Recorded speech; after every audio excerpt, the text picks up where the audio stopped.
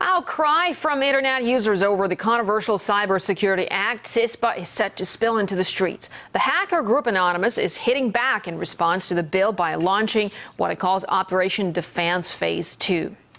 We are calling upon the citizens of the United States to physically protest.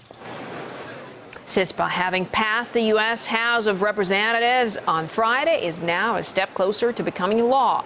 It's now heading to the Senate as the White House continues to threaten a veto of the bill. The act could allow internet companies to legally share sensitive user information with the American government, a move critics say infringes on privacy and civil liberties. Journalist David Seaman explains how this bill puts everyone at risk.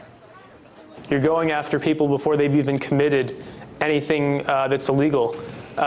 In the case that they added to that amendment, where they added that now they can do this to protect children, to protect minors, this can be something as vague as you know somebody who is 17 years old. If you have a cousin and he or she is 17, that's enough for the government to read through all of your emails potentially, all of your Facebook messages, every website you visit, and do all of these things, A, without telling you, and B, without obtaining a warrant or getting any kind of court involvement beforehand. And they can just go on this fishing expedition and see everything you've ever done online and then take it from there.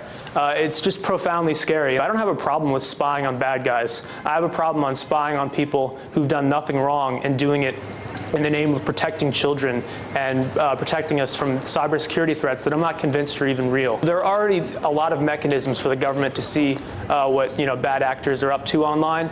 This is just a gross invasion of the everyday person's privacy. And for what? I don't understand what the trade-off is here. I don't understand what we gain as individuals in exchange for giving the government this free pass to look through all of our activities. Luke Samuel from online magazine Spiked thinks the CISPA bill is one of the latest attempts by the U.S. government to limit the First Amendment rights of its citizens.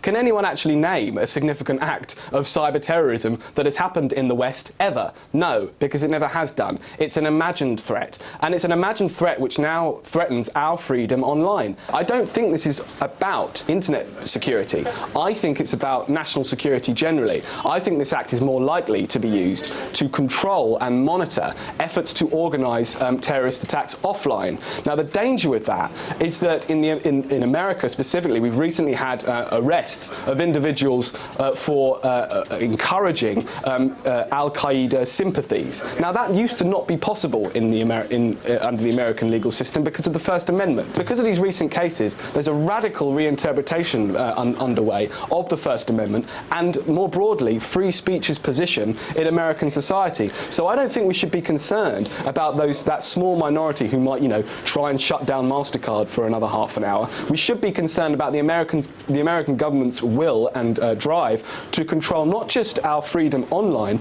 but our freedom to publish ideas more widely.